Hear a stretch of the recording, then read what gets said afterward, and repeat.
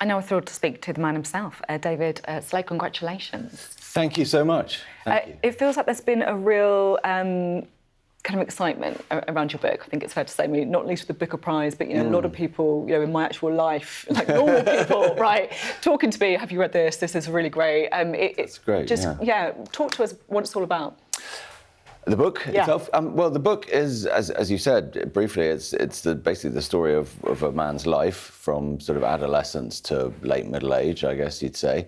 And this is a Hungarian man who the story starts in provincial Hungary, and his life takes all kinds of twists and turns. He becomes a soldier. He serves in the Iraq War of 2003, but he ends up in London, working as a sort of bouncer and a chauffeur and bodyguard, and that sort of gives him an in with some very rich people, and he gets more and more involved in their lives and becomes rich himself, and then the story sort of goes from there. Yeah.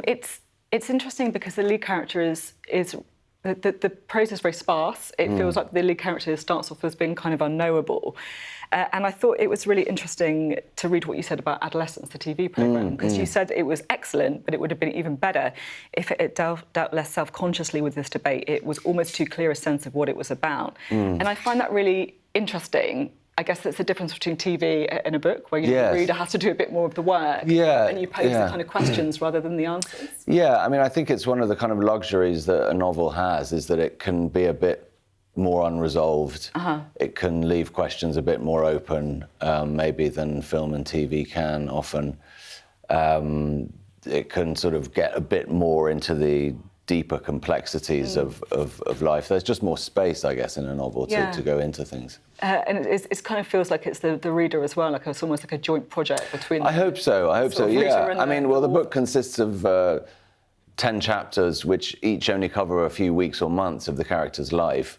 And so between the chapters, you have gaps, which are many years long, usually. So the reader has to sort of imagine what has happened. And I think it's usually fairly obvious what has happened. But yeah, the reader does have to do some of the sort of imagining to fill those gaps. Are you worried about the decline in reading that we've seen? Because sometimes I think we've got a kind of polarised society. And I think, maybe reading is such a great thing where it puts you in the head of someone else almost. It kind of teaches you empathy. Absolutely, yeah.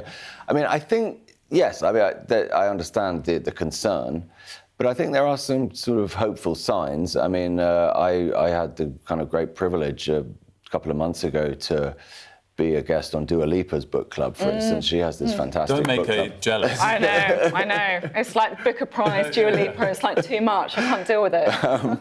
But I only bring it up as a sign of, I mean, Dua Lipa she is young, and her fans are probably even younger. Yeah. So it's a sign that the young people still are passionate about reading, and that there is a sense, I think, maybe even a growing sense, who knows, that reading is, they value reading, they understand what's so great about it, and so I'm not too pessimistic, actually. What does winning this prize mean to you, compared to the sort of broader aspect of writing a book that's been read so widely and getting read so widely and being well received? Do these types of awards add a lot to that or not?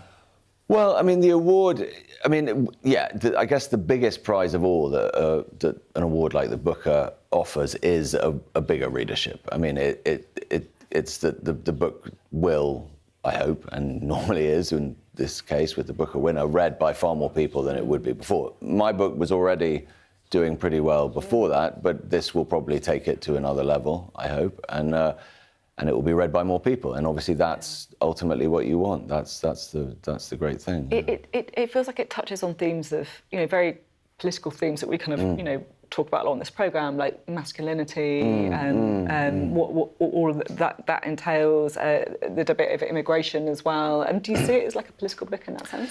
Well, you're absolutely right that it does sort of touch on those things.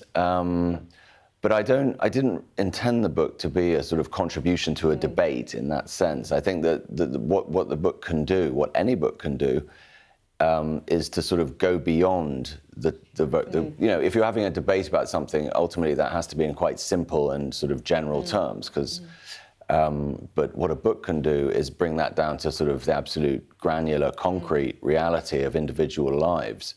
And what's exciting is then you see these political debate terms or ideas or contentions in the context of concrete reality, which is obviously where they originate. That is what we live in. Yeah. So maybe the book can then talk and think about these things in slightly more nuanced and subtle terms. Thank you so much. It's been great to have you on the programme. It's been a pleasure. Thank you very much. Congratulations again. Thank you. On the victory.